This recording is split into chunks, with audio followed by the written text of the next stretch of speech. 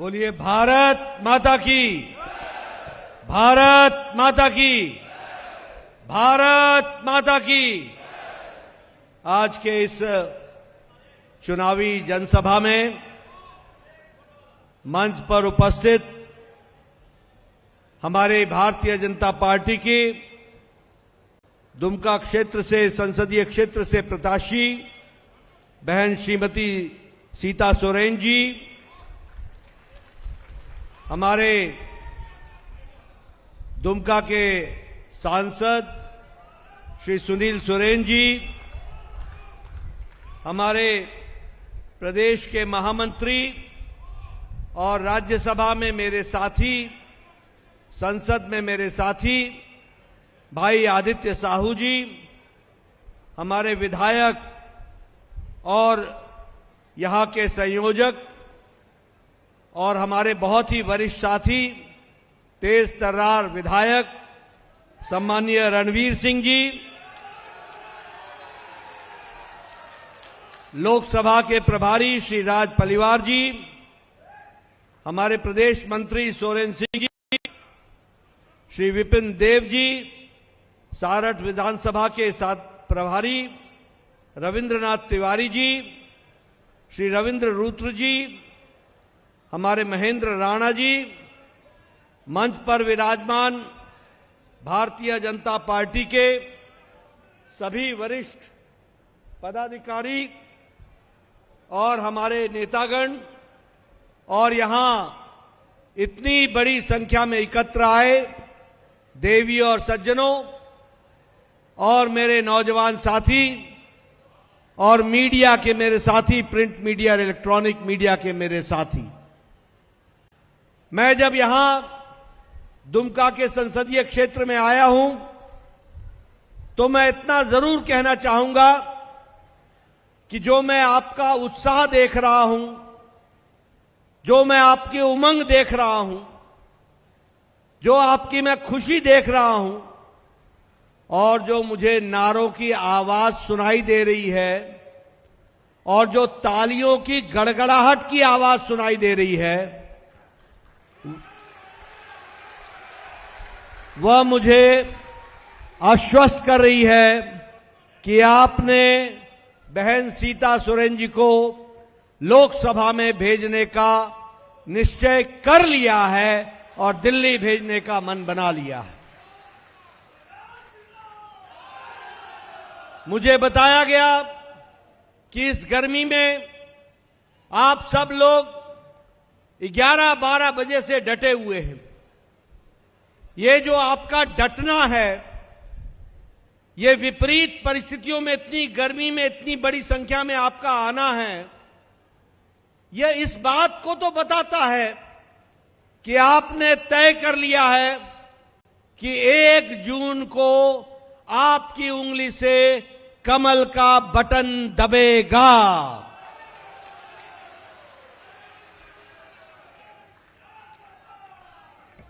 लेकिन मैं आपके माध्यम से चाहता हूं कि आपके मोहल्ले में, आपके रिश्तेदारों में, आपके पड़ोसियों में, आपके भाई बहन में, सब में जाकर के संदेश दीजिए कि 1 तारीख को कमल का बटन दबाकर राष्ट्रहित में, देश हित में, प्रदेश के हित में और दुमका के हित में अपना मत डाल करके अपनी जिम्मेवारी को निभाएं। इस बात को आपको कहने की आवश्यकता है।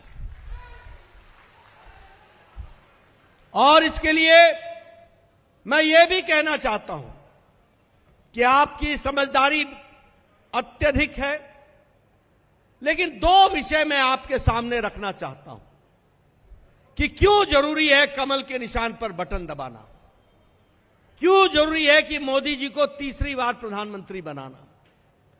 मित्रों, 10 साल पहले साधारण मनुष्य, साधारण नागरिक, साधारण व्यक्ति, भारत का साधारण मानवी ये मान चुका था कि राजनीति से कुछ बदलने वाला नहीं है। एक उदासीन मानसिकता में हमारा देश चला गया था। मान चुका था कि हमारा देश भ्रष्टाचारी देश है, मान चुका था कि हमारा देश पिछलग्गू देश है, मान चुका था कि राजनेताओं के द्वारा कोई परिवर्तन नहीं होने वाला है। लेकिन 10 साल में मोदी जी ने अपने कर्म के आधार पर, अपने तप के आधार पर, अपनी मेहनत के आधार पर हर पल, हर घड़ी, हर दिन, हर सप्ताह, हर महीना, हर साल पूरी ताकत से देश को आगे बढ़ाने का काम किया। और उसके कारण आज साधारण मनुष्य बोलता है कि देश बदल रहा है और देश आगे जा रहा है।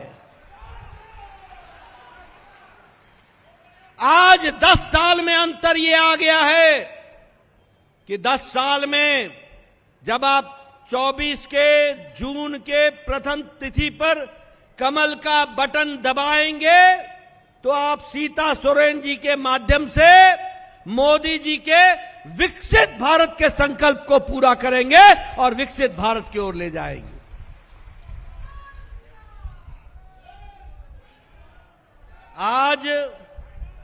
आज साधारण मानवी, आज साधारण नागरिक ये मान चुका है कि मोदी जी के नेतृत्व में हम विकसित भारत को आगे देखना है और वो विकसित भारत पूरा होगा। ये उत्साह, ये उमंग, ये विश्वास, ये आत्मविश्वास, ये आत्मनिर्भर भारत की ओर जाने वाला भारत, ये आज साधारण मनुष्य विश्वास करके चल रहा है। ये बदला है, ये बदला है। 10 साल पहले वोट मांगते थे आप जाति के आधार पर, वोट मांगते थे आप धर्म के आधार पर, वोट मांगते थे आप इलाके के आधार पर, मैदानी है कि मैदान का है कि पहाड़ का है, नदी के इस पार का है कि उस पार का है, अगड़ा है कि पिछड़ा है, हिंदू है कि मुस्लिम है, जात के आधार पर, धर्म के आधार पर आप वोट मांगते थे। लेकिन मोदी जी ने इस देश को नया संदेश दिया और भारत की राजनीति की संस्कृति बदल डाली, राजनीति की परिभाषा बदल डाली, राजनीति की चाल ढाल बदल डाली, राजनीति का तौर तरीका बदल डाला और उन्होंने एक ही नारा दिया और वह नारा था विकासवाद, विकासवाद, विकासवाद। और विकास किसका? सबका साथ, सबका विकास, सबका विश्वास, सबका प्रयास। सबको एक सूत्र में बांध दिया, कोई जाति नहीं, कोई धर्म नहीं, कोई इलाका नहीं, सबके लिए काम करने का काम किया तो नरेंद्र मोदी जी की सरकार ने किया। मित्रों, मैं आपको बताना चाहता हूं, आपको बड़ी खुशी होगी, आपको बहुत खुशी होगी यह जानकर कि जब अमेरिका विकसित देश की अर्थनीति लड़खड़ा रही है, जब यूरोप के देशों की अर्थनीति डगमगा रही है, जब जापान की अर्थनीति पीछे आ रही है, जब चीन की अर्थनीति बिछड़ रही है, पिछड़ रही है, ऐसी परिस्थिति में रशिया भी यूक्रेन वॉर से तकलीफ में है।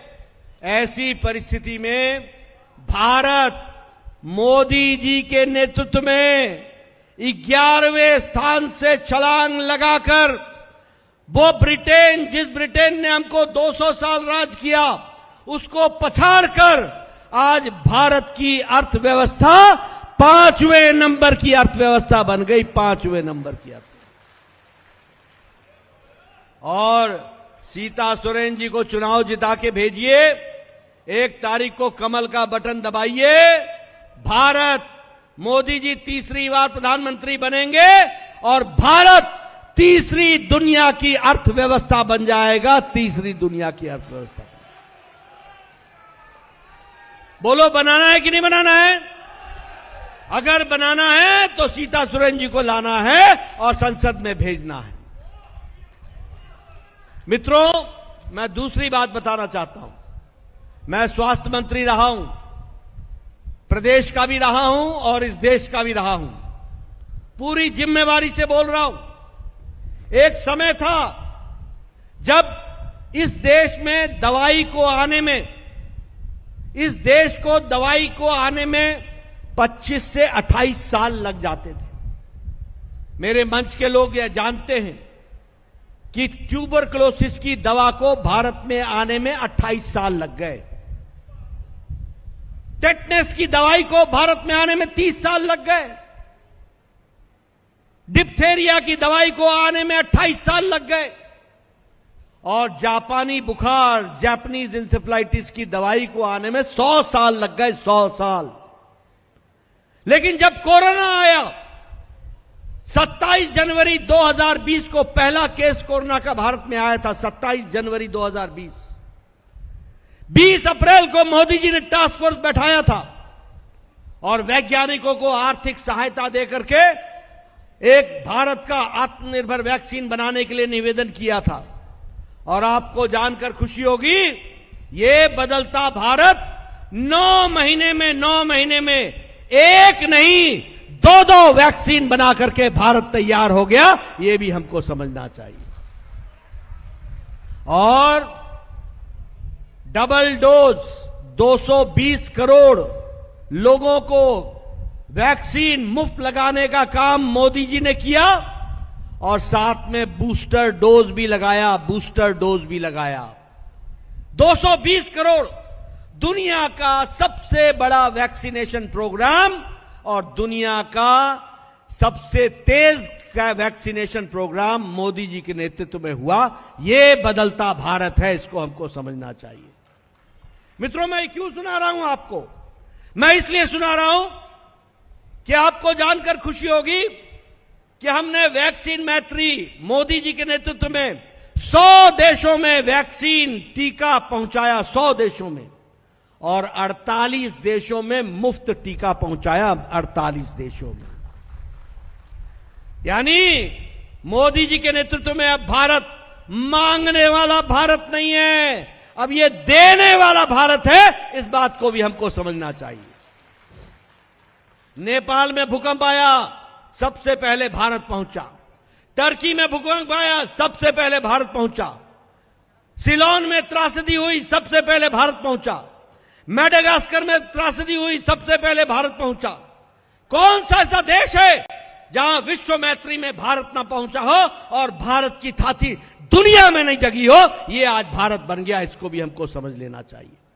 और मैं यहां यह भी कहना चाहता हूं आपको कि दवाई बनाने में जो भारत को दवाई 30-30 साल बाद आती थी, आज भारत दुनिया में दवाई बनाने में दूसरा नंबर का देश हो गया है, दूसरा नंबर का देश।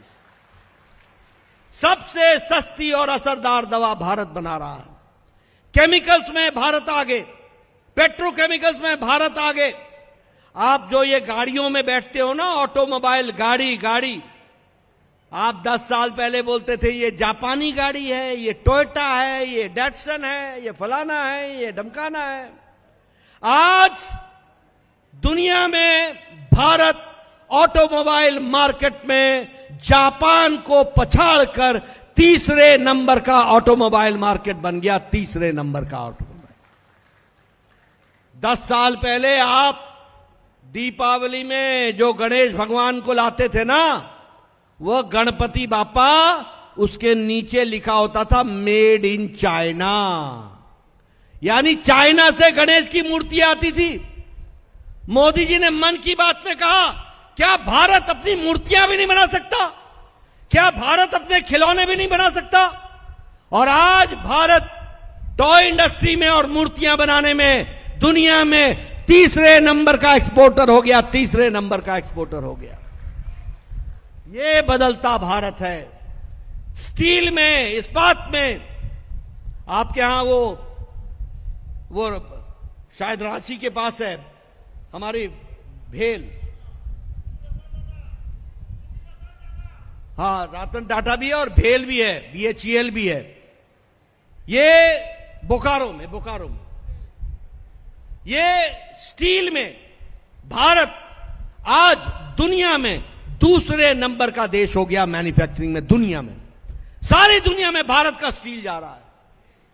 और मैं आपको सच्चाई बताऊं, 10 साल पहले आपके पास जो मोबाइल होता था उस पे लिखा होता था made in China, made in Japan, made in Taiwan, made in Australia, made in कोई और देश का, कोरिया। आज आपके हाथ में जो मोबाइल है ना, चाहे एप्पल हो चाहे ओप्पो हो, जो भी हो, उस पर लिखा है मेड इन इंडिया। आज 97% मोबाइल भारत में बन रहे हैं। 97% मोबाइल। यह बदलता भारत है। बोलो, भारत बदला है कि नहीं बदला है? बदला है कि नहीं बदला है? आप बताइए, 10 साल में 55,000 किलोमीटर नेशनल हाईवे बन गए। 55,000 किलोमीटर। 28 किलोमीटर प्रतिदिन नेशनल हाईवे बन रहा है। 28 किलोमीटर। लगभग 26,000 किलोमीटर नई रेलवे ट्रैक बिछ गई है। बोलो, हाईवे का काम जोर से चल रहा है कि नहीं चल रहा है? बोलो, हाईवे का काम चल रहा है कि नहीं चल रहा है? 4 लेन बन रहा है कि नहीं बन रहा है? 6 लेन बन रहा है कि नहीं बन रहा है? पहले कभी हाईवे देखा था क्या? पहले देखा था? एक जीटी रोड होती थी, उसी के दाएं बाएं घूमते थे सब। याद है ना? अगर ट्रक आ जाए तो गाड़ी नीचे, अगर बैलगाड़ी आ जाए तो बैलगाड़ी नीचे। आज हाईवे 55,000 किलोमीटर बना है। लगभग 1.5 लाख किलोमीटर गांव तक सड़क पहुंचाई गई प्रधानमंत्री ग्रामीण सड़क योजना में। बोलो, ग्रामीण गांव में सड़क पहुंच रही है कि नहीं पहुंच रही है? पक्की सड़क पहुंच रही है कि नहीं पहुंच रही है?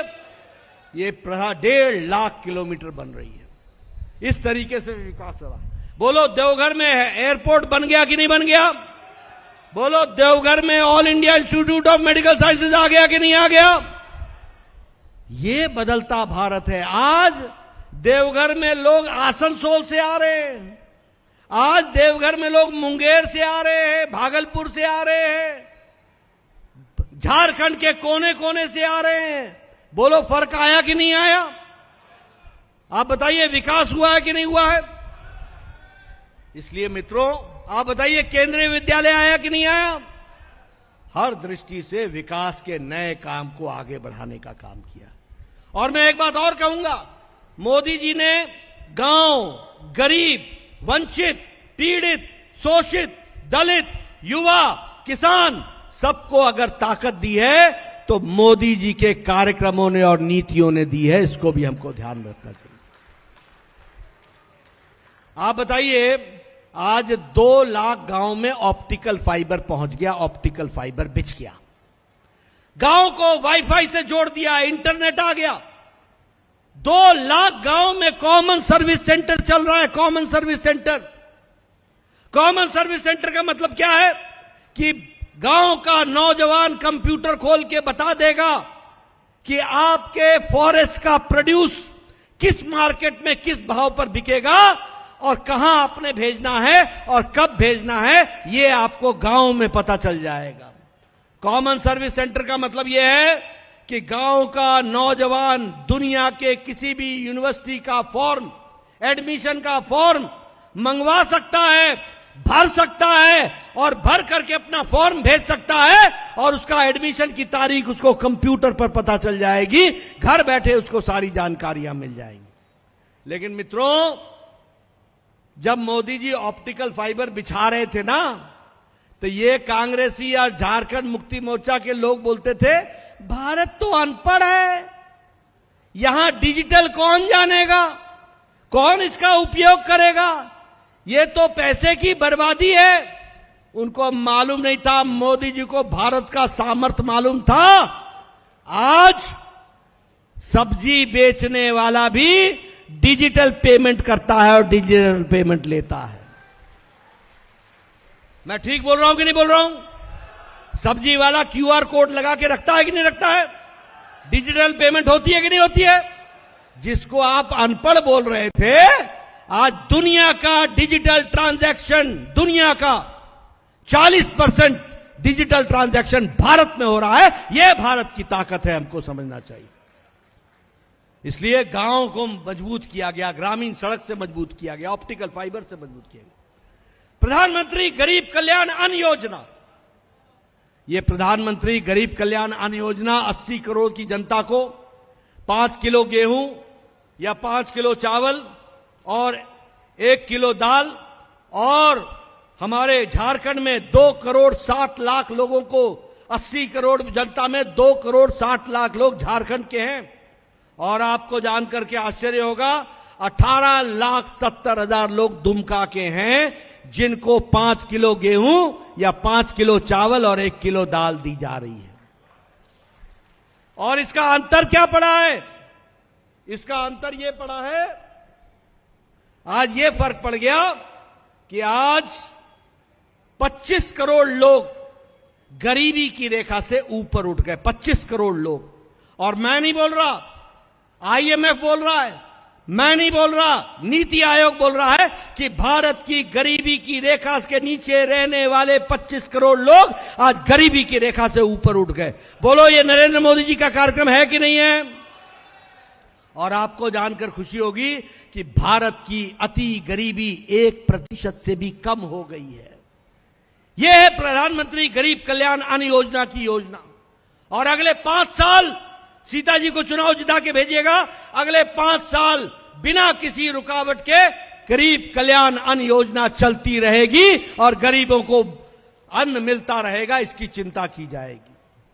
मैं यहां यह भी बोलना चाहता हूं, ये हमारे रणधीर जी बैठे हैं, आदित्य साहू जी बैठे हैं, सीता जी बैठी हैं, सब लंबे समय से विधायक हैं, लंबे समय से विधायक रहे हैं।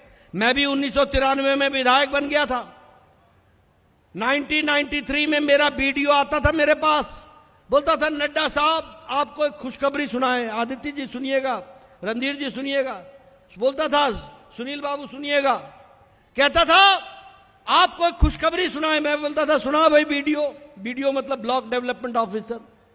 बोलता था आपको इस बार इंदिरा आवास योजना में एक पंचायत में 2 घर मिले हैं, 2 घर, बोलो किसको दूं? मैं कहता था यार तू ही रख ले, एक अनार 100 बीमार, मैं क्या बांटूंगा? और आज मोदी जी के नेतृत्व में 4 करोड़ घर बन गए, 4 करोड़, 4 करोड़। एक एक पंचायत में 50-50 घर बने, 50-50। और कैसे घर बने? Drawing room, bedroom, kitchen, gas का सिलेंडर, शौचालय, कोर्टयार्ड, ऐसे घर बने हैं। और आपको जानकर और खुशी होगी कि आधे की मलकियत, आधे मकानों की मतलब आधी संख्या, 4 में 2 करोड़ मकान बहनों के नाम है, बहनों के नाम महिला सशक्तिकरण किया गया है, माताओं के नाम पर उनकी मलकियत दी गई है। और सीता जी को चुनाव जिताइए, मोदी जी अगले 5 साल में 3 करोड़ और घर बनाएंगे, 3 करोड़ और घर बनेंगे। कोई पक्की छत के बगैर नहीं रहेगा, कोई कच्ची छत में नहीं रहेगा। एक और खुशखबरी आपको देना चाहता हूं, और मेरे पत्रकार भाई भी नोट कर लें। प्रधानमंत्री अब एक ऐसी योजना ला रहे हैं जिसमें आप सबका बिजली का बिल 0 हो जाएगा, 0। और उस योजना का नाम है पीएम सूर्य घर मुफ्त बिजली योजना। प्रधानमंत्री सूर्य घर मुफ्त बिजली योजना। हर व्यक्ति के घर पे छत पर, हर व्यक्ति सुन लें, और पत्रकार बंधुओं से चाहूंगा कि सबको सुना दें, बता दें, हर घर के छत के ऊपर सरकार के द्वारा 75,000 रुपए दिए जाएंगे और सौर ऊर्जा का इंस्टॉलेशन किया जाएगा, सौर ऊर्जा का।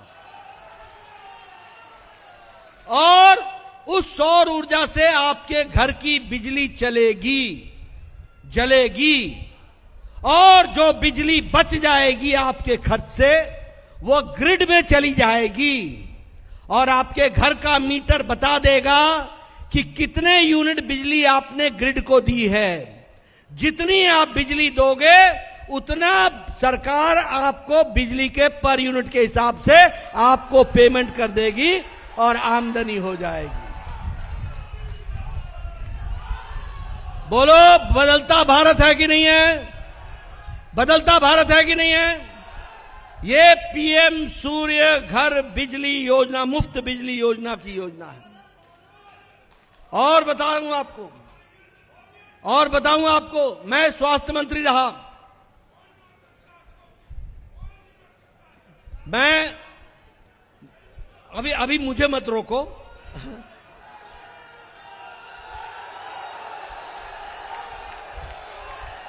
अब आपको एक बात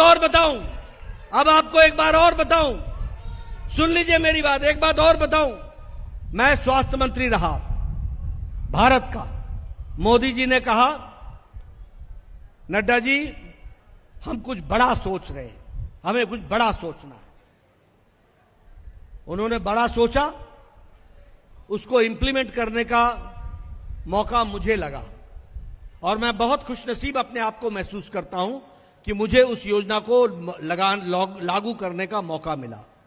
यहां बैठे सब एमएलए से पूछ लीजिए, ये मुझे चिट्ठी लिखा करते थे, नड्डा जी, स्वास्थ्य मंत्री जी, मेरे इलाके में एक गरीब व्यक्ति है, उसका हार्ट का ऑपरेशन होना है, उसको वेल्व लगना है, उसको बाईपास होना है, उसको किडनी का ऑपरेशन होना है, उसको लिवर का ऑपरेशन होना है, वह बहुत गरीब है, वो उसके पास पैसा नहीं है, वह इलाज कराएगा तो मकान बिक जाएगा, खेत बिक जाएगा, या तो इलाज नहीं करा पाएगा।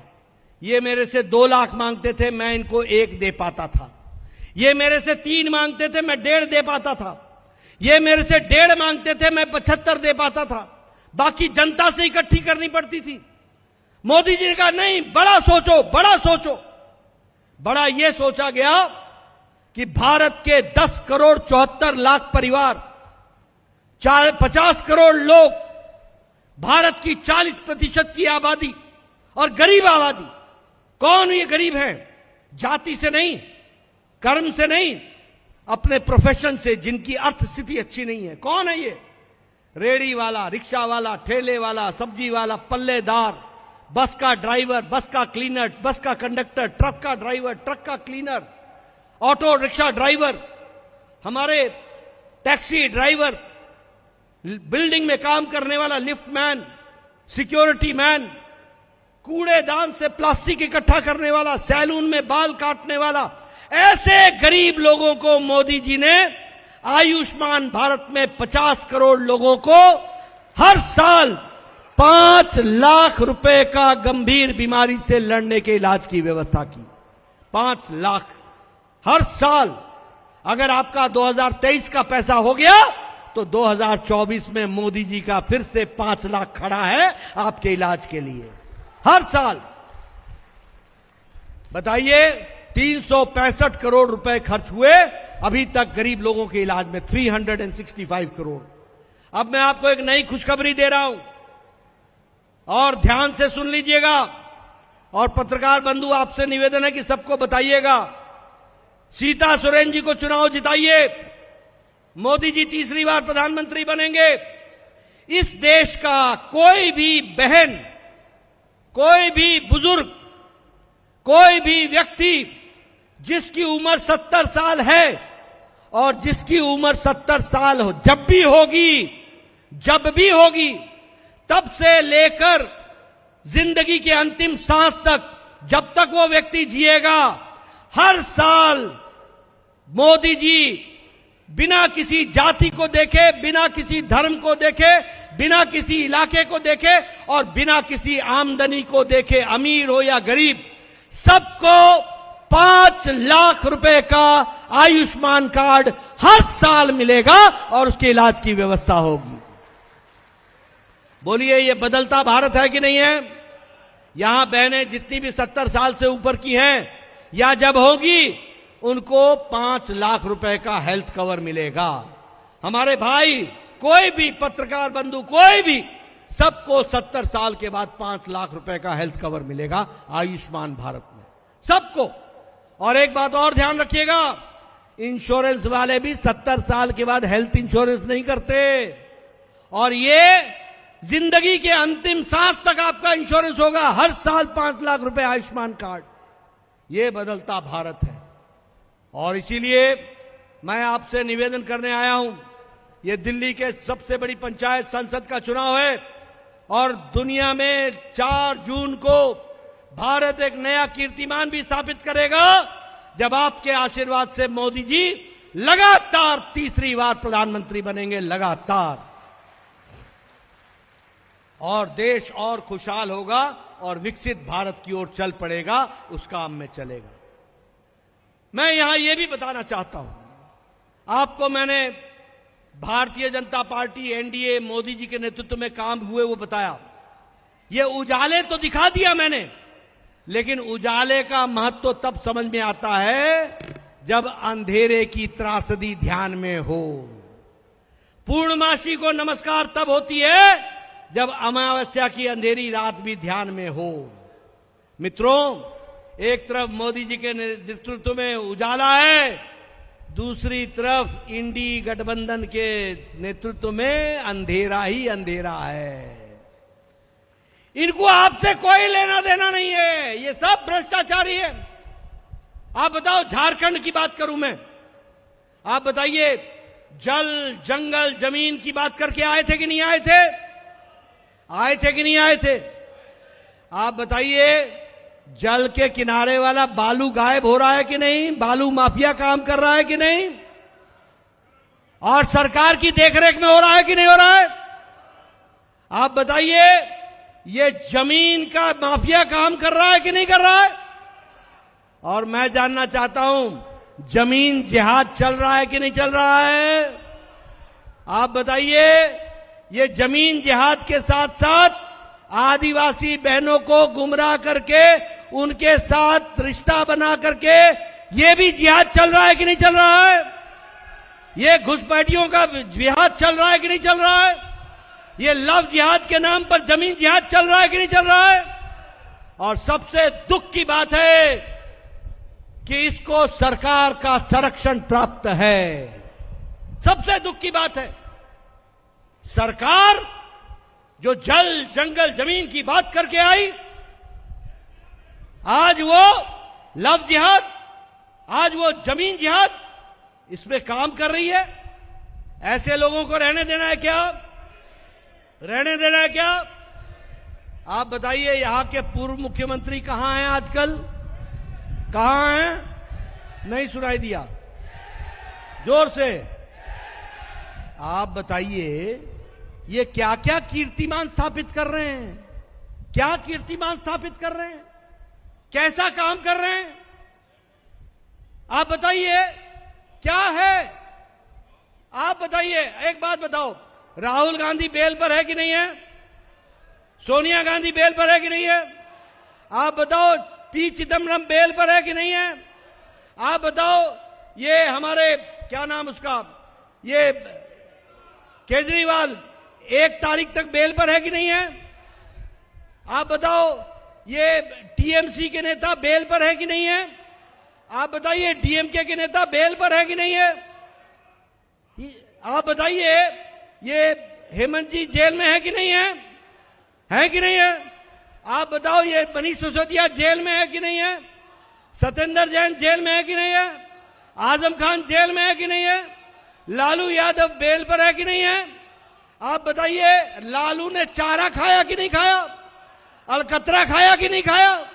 और जमीन के जगह पर, नौकरी की जगह पर जमीन खाई कि नहीं खाई? अब और क्या क्या खाएंगे? ये सारे नेता या तो जेल में हैं या बेल पर हैं। ऐसे नेताओं को आगे आने दोगे क्या? आने दोगे? मैं आवाज उधर से चाहता हूं, पीछे से भी सुनना चाहता हूं। बताइए, ऐसे लोगों को आप आने देंगे क्या? मित्रों, ये कैसी सरकार है?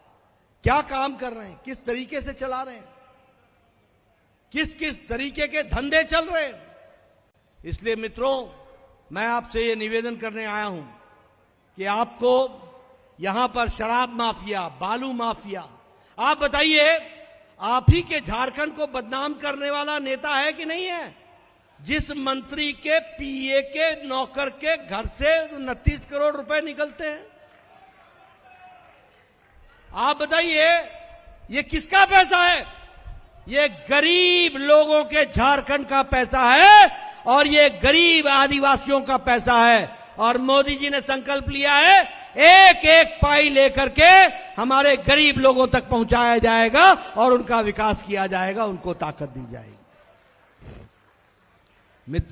मित्रों, आप बताइए, आपके यहां एक ऐसा एमपी पैदा हुआ, आदित्य साहू जी आप भी एमपी हैं, एक ऐसा एमपी आपने भेजा जिसके घर से 300 करोड़ रुपए निकले और 18 मशीनें लगी नोट गिनने वाली, 18 3.5 दिन लगे। आप बताइए ऐसे रिकॉर्ड बनाने वालों को आने देना है क्या? ये गरीब लोगों का पैसा लेने वाले, इनको घर में बैठाना है और घर में भी नहीं बैठाना है, जेल में डालना है। इसकी हमको तैयारी करनी है। इसलिए मित्रों, आपका ज्यादा समय नहीं लूंगा, आपको सिर्फ यही मैं बताना चाहता हूं कि आज यह हमारे लिए अच्छा मौका आया है जब मोदी जी के नेतृत्व में भारत दुनिया में अपनी अलख जगा रहा है और देश के गांव, गरीब, वंचित, पीड़ित, शोषित, दलित, युवा, किसान, उनको ताकत दे रहा है। आज आपको मालूम है कि नहीं मालूम है, ये राहुल गांधी, ये सोनिया गांधी, ये आदिवासियों के आरक्षण पर डाका डालकर मुस्लिम तुष्टीकरण करना चाहती हैं। बोलो करने दोगे क्या? करने दोगे क्या? ये राहुल बाबा संविधान की पुस्तक लेके फिरता है, पढ़ता है नहीं, अंदर नहीं पढ़ता है कि लिखा क्या है। और आप बताइए, ये राहुल गांधी मुझे जवाब दे, आंध्र प्रदेश में तुमने 4 बार दलित का, आदिवासी का आरक्षण पर डाका डालकर मुस्लिमों को देने का काम किया, 4 बार। मुझे जवाब चाहिए। कर्नाटक में तुमने पिछड़ा वर्ग का जो आरक्षण है वो तुमने 2 बार आरक्षण लेकर के मुस्लिम भाइयों को देने का काम किया है, जो गैर संवैधानिक है। बोलो ऐसे लोगों को आने दोगे क्या? इसलिए मैं आपसे कहने आया हूं, आप सीता बहन जी को जिताइए, सीता सोरेन जी को आप चुनाव जिताइए और कमल का बटन दबाइए, मोदी जी को तीसरी बार प्रधानमंत्री बनाइए और दुमका को मुख्य धारा में शामिल करके अपना योगदान कीजिए। आगे होगा विकास, विकास और विकास। मैं एक बार बोलूंगा, फिर एक बार, फिर एक बार, फिर एक बार, अब की बार, अब की बार, अब की बार। जय भारत, जय झारखंड।